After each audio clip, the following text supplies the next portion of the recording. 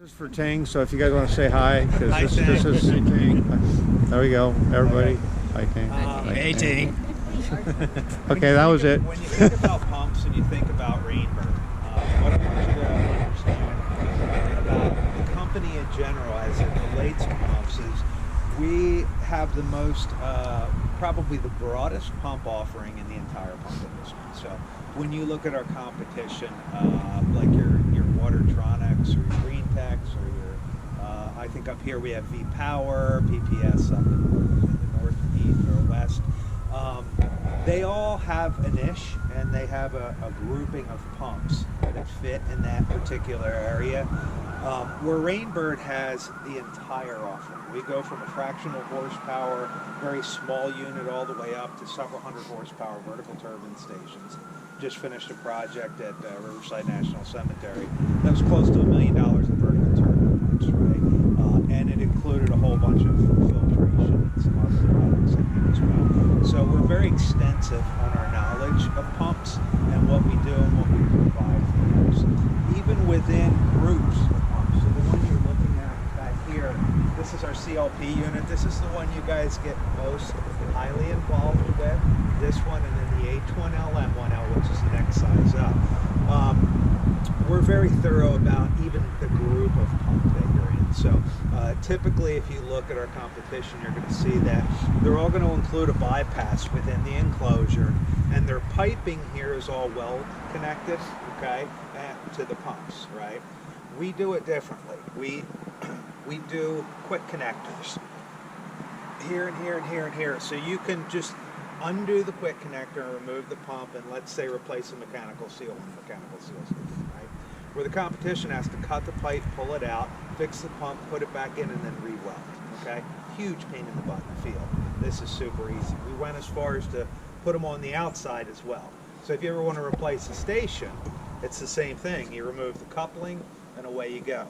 We can couple anything we want to this, which is has provided us some extreme flexibility this year, which I'll go over in a minute.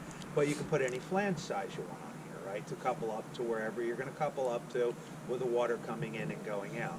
We also have Z pipes that'll drop below surface ground level, 36-inch, 42-inch. You can go 90 degrees or 45 degrees and get connected to the piping that's underground. So it makes it really convenient. There's no welding. There's nothing you have to do here but put the quick connector on for whatever size you want. Super flexible. Does that make sense to everybody? Okay. So within the enclosure, remember I told you our competition puts a bypass within the enclosure. And you notice there's no bypass in this one, right? No one does this but us. We do it for a very specific reason. We do have this same unit with a bypass inside of it. It's a little bit larger, but we make this unit in particular because you don't always need a bypass. And when you put the bypass in this enclosure, you significantly increase the size of the enclosure. So not only do you have the piping for the bypass, you also have to increase the size of the enclosure. And this unit, let's say it's bypass, okay? So we have 3 different options which nobody else has. One is don't use a bypass. Why would you use a bypass? Does everybody know what a bypass is for? Okay. So basically the bypass is for when you want to pull that pump out, but you want water to continue to flow to the site, you would have a bypass, right? It's the only reason you use a bypass if you're working on the pump. Otherwise, if the pump is off, water's still going to flow through it to the site, right? So you wouldn't use it just because the system's turned off, right? Because the water's still going to flow no matter what, even if the pump's not on. You would only use it when you service that pump. Does that make sense to everybody? So if you're working with a site, let's say that requires a certain PSI out of your discharge to get up to wherever it's going to effectively drip or sprinkle or rotor, right? So, an area. If this pump isn't there, it won't do it, right? You don't need a bypass. There's no point in having a bypass because it doesn't matter whether the water continues on. It's not going to do anything. So If you have that instance, which there's a lot of instances like that, then don't put a bypass in. Use one without a bypass and save $9,000, right? And you're going to get the same pump, the same controls, the same everything else. Just a smaller enclosure, smaller footprint. It's going to do a really good job, and your customers are going to love you. Right? What are you talking? Are you talking like double the size of the bypass on the enclosure? The enclosure doesn't quite double, but it's pretty close. Pretty close. So Yeah. it's a significant. It is a significant jump up. And these enclosures are very expensive. It's one of the most expensive parts of the entire system package, believe it or not. You would think it would be a VFD or the pump, but it's not. It's the enclosure. So in the event... And that's not just for us. Sorry about that. It's not just for us. It's every manufacturer. So if you look at our competition and they have a bypass spec'd in, I will typically go to our contractor and say, look, if you put the bypass on the outside, you can use this for half the price, right? And that's where your money is right there. Yeah, if you don't need the bypass, don't even use it, right? If the system really doesn't require it. So from a design standpoint for you guys, don't do a bypass if you don't need it, because you're gonna charge that end customer a ton of money for no purpose, right? Just because somebody else had put it in there. Like some of our competition don't offer this, right? Well, they're only gonna offer that for expensive, and you don't need it, right? Now we've also done one this year. We're coming out. It's done where you can take an external bypass clamp, right? It's $1,700 adder. Now you have an external bypass, right? So if you did need a bypass and you wanted to save a ton of money, still do it outside the unit, so you don't have to enlarge the unit. Or the contractor for a couple $100 can make a PVC bypass. So I'm thinking too. Right. Yeah. So Yeah. and that's what a lot of our customers do when they go to this, is they'll just go, oh, no, I'll just. I don't see any reason to enclose it in general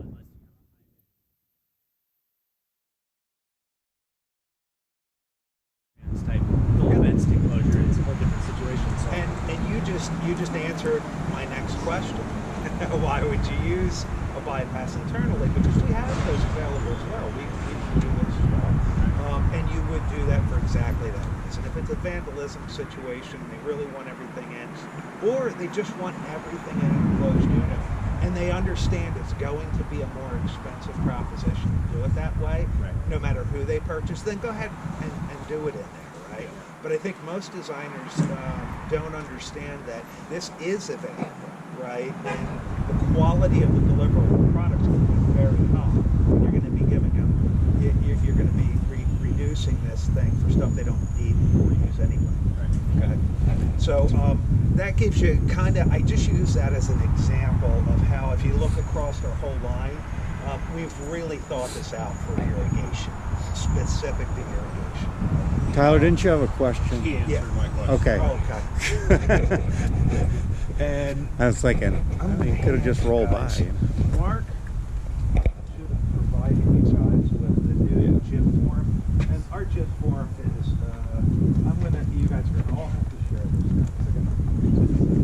But that's the new job information form. That's what GIF stands for. Okay. I just filled one out yesterday, the other day. So So I thought I glanced I'm at one of gonna these. walk but- through it as I talk through the next few You got the things here. email, It's right? only Okay. a few more minutes, I swear. I'm going to hurry. Top half of the form, see the green bars? The green bars divide the sections. The very top half, that's just your information, right? Put it in there, save the file. You're done. Job name and what city and state it's located in. That's just important for us because we keep it on file that way, right? It's super easy to find the stuff then. We go down to, is it an indoor or outdoor installation? That means, do you want one of these enclosures or not? That's all, okay? And it tells... Quick question on how would you like to start the station? Yep.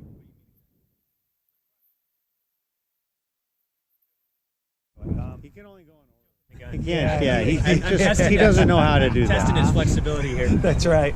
You found out it's zero, right? Hold on. Can't do it. Indoor, outdoor enclosure, heat. Do you need heat or insulation? Insulation's just noise. If it's going next to that window, you probably want to insulate it so it's nice and quiet, or heat. The other is the site power, right? and then you get down to how do you want to start it, right? You can start this. If you notice, there's an optional mounting bracket here for your controller. So you can put your irrigation controller in the pump unit if you want to, or not. Doesn't matter. If that irrigation controller is your method of starting this pump, and it's here, or let's say it's over there, you're going to have to wire it to over there, right? So that's one method. The other two methods are completely independent. You need to run no wires, and they don't even work with the controller at all. One is a flow start, which is on here. It's right here. When this unit senses a certain flow level through the pump, it'll turn on. Okay, so that means a valve opened and water starting to move, pump turns on, provides the boost, right? The other is a pressure. So you can pressurize the pump or pressurize, the line. Typically in a pressure setup, we'll have a vessel in here, a bladder tank in here. So any nuisance leaks that happen in the line, the bladder tank will handle and the pump won't cycle on and off. As soon as that valve opens, pressure drops, this thing kicks on, okay? So you've got three start methods. For the flow start kit, this is my favorite because it's really simple, it's really inexpensive, and it works every single time. It's a really solid piece of equipment. How it works is when our ASPs go out to do the startup on these things, they will ask the contractor to turn on their low or their highest flow stations, right? Once that's on and running and this reads, we'll hit that button right there and it'll set the high flow condition. They'll go back and say, put your lowest flow station on. They'll hit that button and it'll register the lowest flow. Then we'll shut this valve and it'll deadhead. We'll set it one more time and tell it what deadhead is.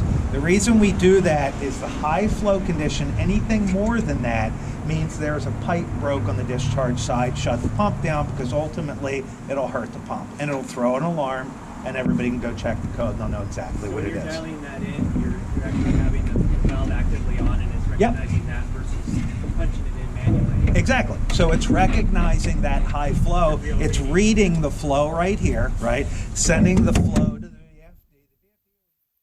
The flow is in a digital readout, right? It won't do it on here. It just shows you with a little slide bar, whether it's full flow, half flow, medium, right? Multiple valves running at the same time. Does it just get an overall reading of how much water? It's an overall reading. So if you, let's say, and we say your high flow condition, maybe your high flow condition has 2 valves or 3 valves. It doesn't matter how many valves are open. Just give me your high flow condition. It'll read that flow that's going through here and then you set it, right? Reading the flow. Yep, and in the low flow condition, what that's going to do, and that one's awesome because it'll stop any new.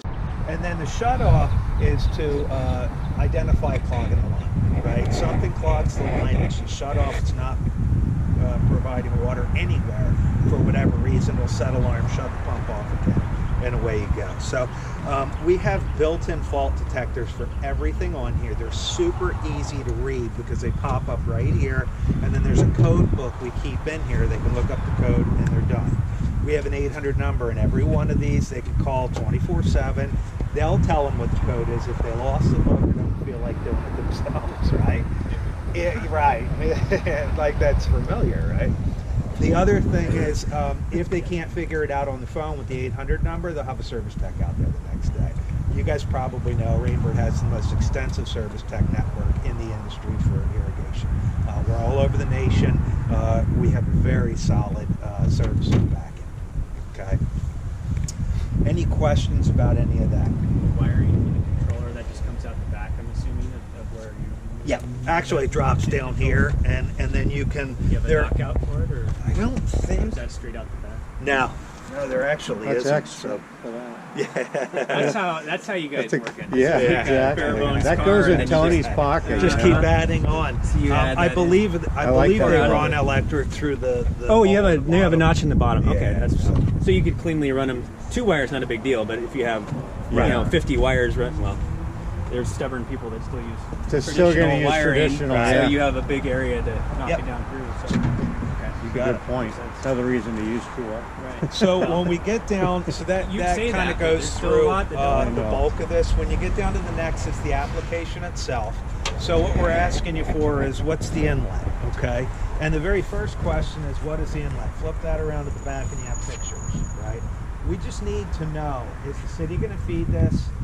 Most of your stuff is going to be city pressure stuff, but sometimes you'll get into an above ground storage tank's feeding it, or you're pulling it off a pond or lake or something along those lines, or it's a wet well and you need a big vertical turbine for the wet well. Whatever the situation is, just pick it. They're all drop down menus, by the way, and they describe stuff as simply as I put them here. We'll give you kind of a technical term in some instances for what the option is, but then it'll have a quick description too. What does it do?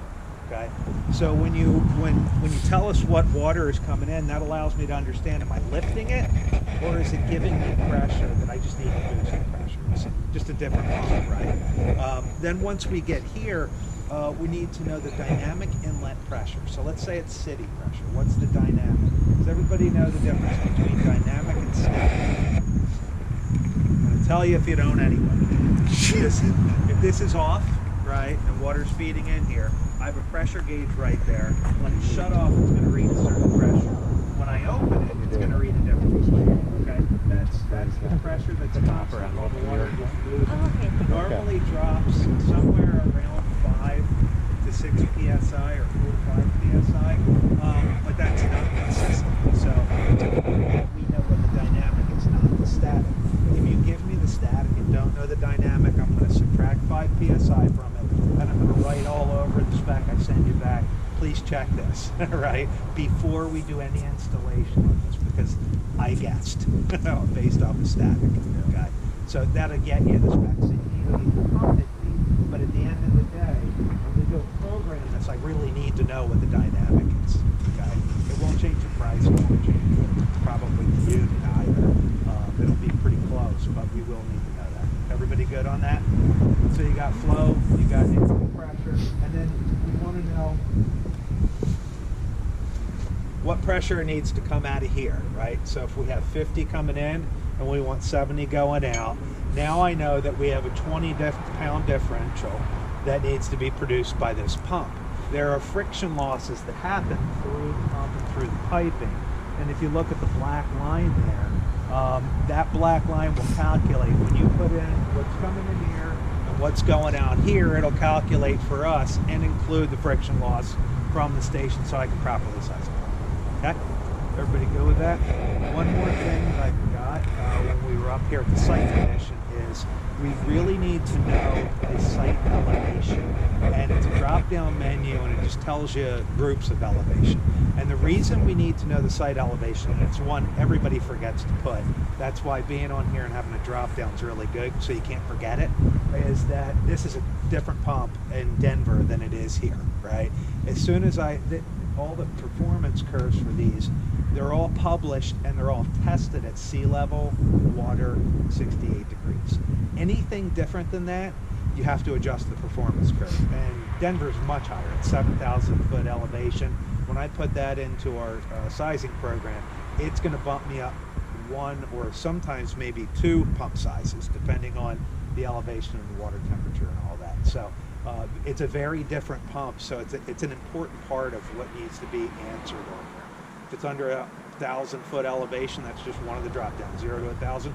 Pick that. If that's something you do regularly and all the time, pick it as your standard and save a file that way. Okay, and then only change it when it really does. Here in the valley, it's pretty flat. So Yeah, Yeah. Similar conditions. Gets rid of that. We do have 4,000, 5,000 foot magnets, right? So, Yeah. so it But could for your job. pop up anytime. Yeah. But it's real important not to forget that part because it will change the pump selection itself. And then also, you'll notice if you look right in the middle, you'll see a red block, right? That red block will auto-populate when you put your minimum flow in. So I'm going to ask you for your maximum flow, what's the flow that this is designed for? Then what's the minimum you need? What's the smallest station that you need to handle? If it's under 30% of your maximum flow, let's say you ask for 100 gallons a minute out of this station, and now your minimum flow is 10 gallons a minute. That's less than 30%, right? Pump curves, all pumps, it doesn't matter whether it's mine or anybody else's, and that far back on the curve, they're very, very flat, meaning you could go from 30 gallons a minute to 1 gallon a minute with only a half a pressure differential. No pump manufacturer will guarantee the flow that you're going to get out of that pump way back there on the curve. So they set up what's called a minimum continuous stable flow line on their pumps. So it's important that you stay within that 30% range. If you don't, I'll have to add another pump to handle just that low flow. So the red thing comes up and just says, hey, are you sure that's what you want? Because you have an option. You can go and you can couple a couple different minimum flow areas and get up to the 30 gallons a minute and call it 30 gallons a minute. That's the cheapest, easiest way to do it. If you can't do it that way and you absolutely have to, then we'll add another pump.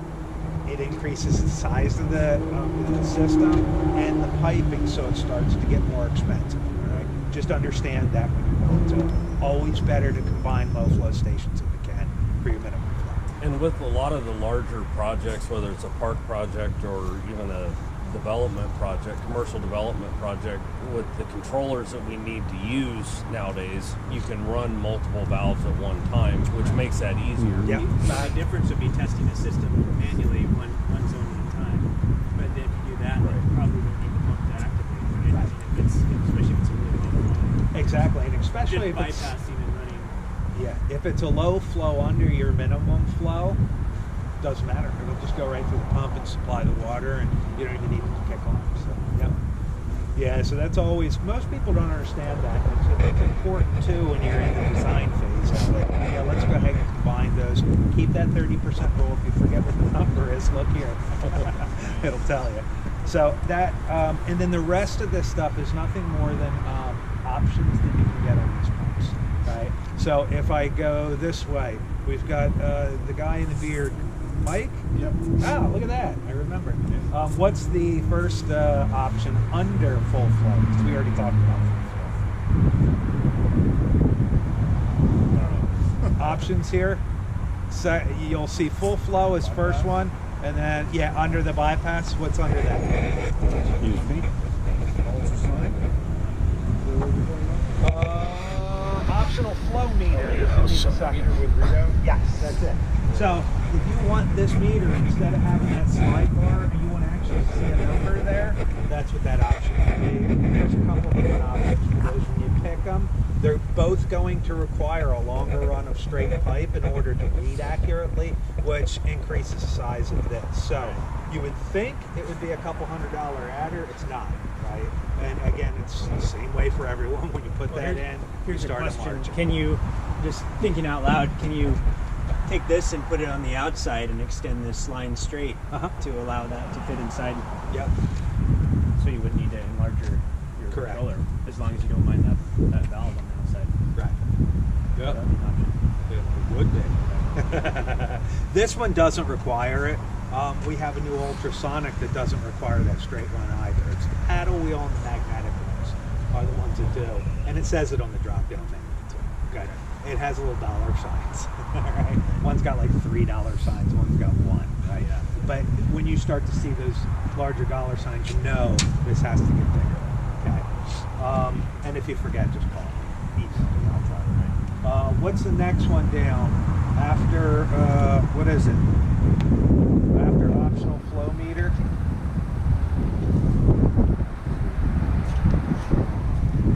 That's right. Above 200 gallons a minute pressure relief valve. Don't use pressure relief valves under 200 gallons a minute. We have a soft start and soft stop on all the pumps. Okay, you don't need a pressure relief valve. Pressure relief valve also needs additional run, so it gets more expensive, right? So think of it in terms of in the design phase, anything under 200 gallons a minute, you don't need it. We already have it, right? It's covered in the system. Underneath that is if you need to share the flow meter data with anything else, you can pick an option there for our optional optical isolator. We can pre-filter water before it comes in, and there's several different filtration systems to pick from in there. We also have custom filtration packages as well. The standard packages, they say exactly what they'll filter. Big stuff, seashells, medium stuff, sand, silt, scale, it'll all be in there, okay? You can connect to Ethernet with the pump, or you can connect to radio, right? So you have those options for it, and the Z pipes we already talked about, okay? One last thing, over here, all the units come with the green lights external and the manual shut-off. Right? Quick disconnect. Nice solid sound. Quick disconnect is also lockable, right? And with these lights, green light means it's running, everything's fine. Red light means there's a fault. Come over here and check it. If there's no lights on at all, it means it's off. Okay. We have one option on here for an alarm light, and you may say, Tony, you already told me there's lights on here, and there's a red one that tells me there's an alarm. That optional alarm light goes on the top. It's really big, it's red, and it's like a strobe. It makes a bunch of noise. So just tell the whole world, hey, there's a problem over here, right? So you can have that if you want. All right. Or the disco ball option. The disco, but that's right. Wow. And then it starts playing Pump It Up, right? That's what it does, yeah, every time. So that's everything I wanted to go over with y'all. If you walk away from here with remembering nothing but one thing, just remember Rainbird's pumps are the most extensive in the industry.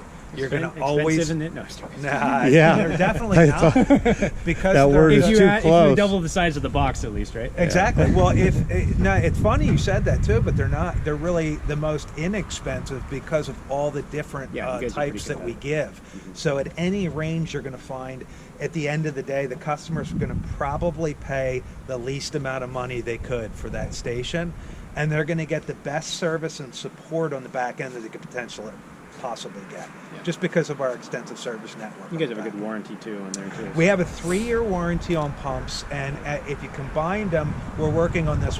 I should have it approved next week, but if you combine them with the Rainbird peripherals, then you get 5 years across the board on all of those. Yeah, so we want to bring it up to 5. We don't see it doesn't seem to make sense. You know, if you do everything else Rainbird, 5 years, this should be 5. We used to have it that way. Somebody changed it, and somewhere along the way, we're going to change it. Yeah, because it makes more sense. the same guy that took the knockout out. Same guy. That's it. Hate when that happens. Same mystery guy. When you say everything, you're talking about the main. You're talking about mainly the master valve, flow sensor, and controller, right? Right. You're talking about everything. Yep. Everything. Yeah. So if it's spec'd all Rainbird, The then main we'll components. go 5 years across the board. Yeah. Okay. Yep. And we'll give you 2 hats instead of 1. That's right. We're just piling it on. I start here. growing 2 heads, and maybe I'll utilize that. Yeah. Cool. Any questions other than how can I get warm faster? Yeah. We didn't bring a heater, but we brought everything else. Yeah. All right. Well, thank you all for taking the time today. I really appreciate it. Thank you guys. Stop by. And anytime you have questions, It's good to see it in person because usually these boxes are closed, and we look at the controllers, but we don't look inside the booster pump enclosures very often. And I'm assuming on these pumps they're all made for dirty water and everything else. These are all made for dirty water. All that, no issue They're all there, right? well. And it's all robust depends on stuff, how so. dirty, I guess. Well, you know, if you want to get into the filtration part of it, we can do that. Yeah, sure. Give these back to you. Oh yeah, thanks. I won't have to laminate again. Save on the laminator. Yeah. Laminate's it's never gone out, out for me because it's like we're always around water. So it's like, it just doesn't seem to. Well, good seeing you. Yeah, good seeing you. Yeah, it's good seeing you guys. Yeah, Thanks and again, meeting. Yeah, likewise. All right, well, take care. And Next time we'll do lunch or something. All right. Thanks, Mark. Sure. Thank you guys. All right. Have a good day. Good luck. thank you for all the info. Not waiting. You can't go without a card, though. Feel free to bug them. Hold on. Oh, I have your email somewhere, but I don't have to dig now. Yeah. Thanks, guys. All right. Good job. It was a good job on